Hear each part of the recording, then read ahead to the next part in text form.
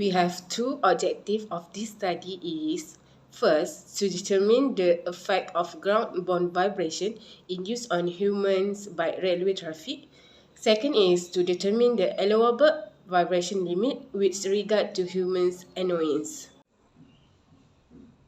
Vibration is a physical factor that acts on the human body by transmission of mechanical energy from source to oscillation.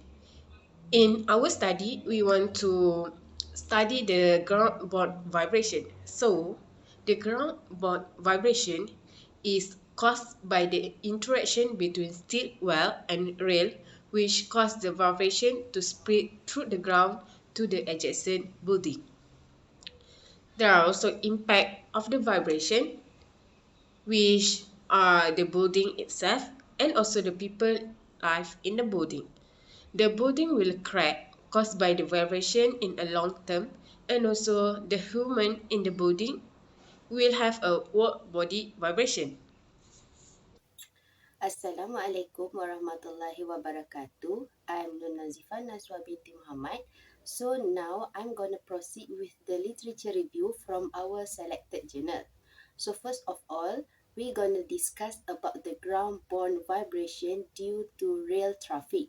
So the figure above show the railway wave vibration propagation through structure and ground. The phenomenon of vibration induced by train traffic can be interpreted as a wave propagation through structure and through the ground. When the railway track is in operation, it highly likely that ground vibration would be induced, which could affect the neighboring areas.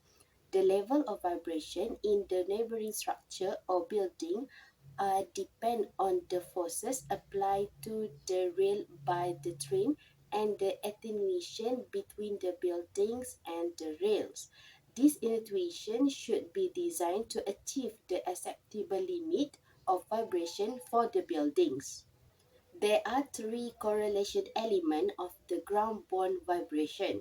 In general, excessive ground-borne vibration due to the rail traffic has three correlation elements, which are between the source, the propagation, and the receiver. Secondly is about the receiver. The last part of the transmission stage for ground vibration induced by railway traffic is the receiver. According to the researcher has found the receiver include the building, the foundation, and the surrounding soil. The vibration propagate from the soil at the foundation and transmitted further onto the building. The vibration would produce a translational motion to the structure if the width of the building is shorter compared to the wavelength. On the other hand, a shorter wavelength produces vibration that could introduce a bending in a structure. And then the last one is about the review of established standard and guideline on human annoyance.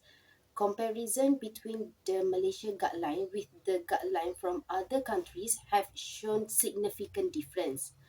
Guidelines from most countries agree that the value approximately below 0.8 mm per second are considered to be the maximum limit of vibration towards human response annoyance.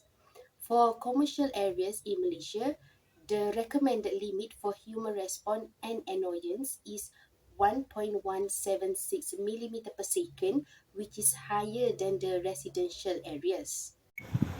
Assalamualaikum and hello. My name is Nur Mariam.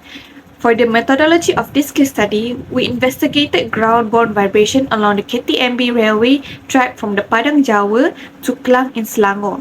The double-track railway accommodates trains travelling in two directions, one towards Kuala Lumpur and the other towards Pelabuhan Kelang. The research spanned in 9 district sites along the Padang Jawa station to Klang station route, strategically chosen to represent diverse vibration magnitudes resulting from the train movement. These locations were selected due to their significance, particularly in relation to the residential areas affected by the ground-borne vibrations. For the data collections, we employed a seismograph meter, also known as the mini-SIS, conducting 5 conducting 5 repetitions of readings and measurements at each site. The recorded data were categorized into peak and non-peak hours, considering the assumption that the load carried by the trains would vary during these periods. With high passenger volumes expected during peak hours, detailed illustrations of minices placements are depicted in Figure 6 and 7. Morning experiments comprise of 2 sessions, each lasting 2 hours, to capture data both peak and non-peak hours. Similarly, 2 evening sessions were conducted to gather data at varying distances from the minices source. Midnight sessions lasting 2 hours were specifically dedicated to obtaining data from the freight trains, which operate after the cessation of passenger commuter services. Table 8 provides a comprehensive timeline of the data collection process. The minices locations are visually presented in Figure 6 and 7. This data show that the threshold limit for allowable limit based on Malaysian standard. The recommended limit for human annoyance set by authority is in red line, which 0.567 mm per s is for the residential area in Malaysia.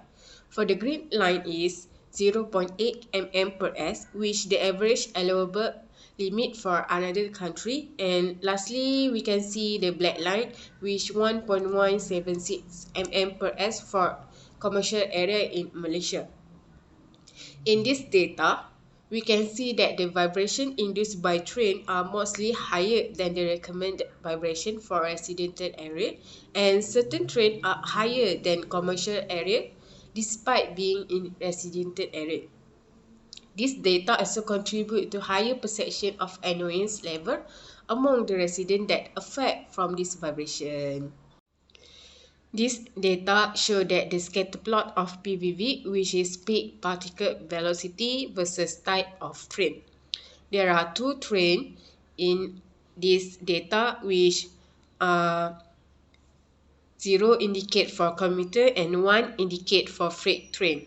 In this data, we can see that the freight train record higher ground velocity vibration compared to the commuter. This is because the speed of the freight train is higher and it produces more vibration. Here's some recommendation about ground-borne vibration induced by railway traffic. So first of all is regularly inspect and maintain existing tracks, ensuring the components such as rail, sleepers and ballast are in good condition to minimize vibration. Besides, engage with local communities to understand their concerns and involve them in the decision-making process regarding railway project and vibration mitigation measure. And then the last one is communicate information about potential vibration impact to the public, including residents and businesses in affected areas, and provide update on mitigation effort. In summary, the assessment of ground-borne vibration in the residential area involved comparing the collected data with established guidelines on vibration limits set by the authority.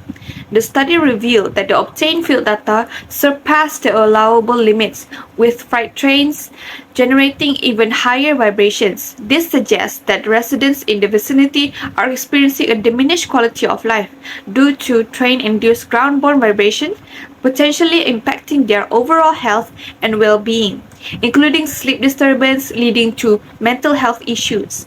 Despite residents dismissing these issues as accustomed, it is crucial for the relevant authority to address the problem actively. Implementing solutions such as vibration barriers and absorbers along the tracks and the residential areas can improve the life of those living nearby.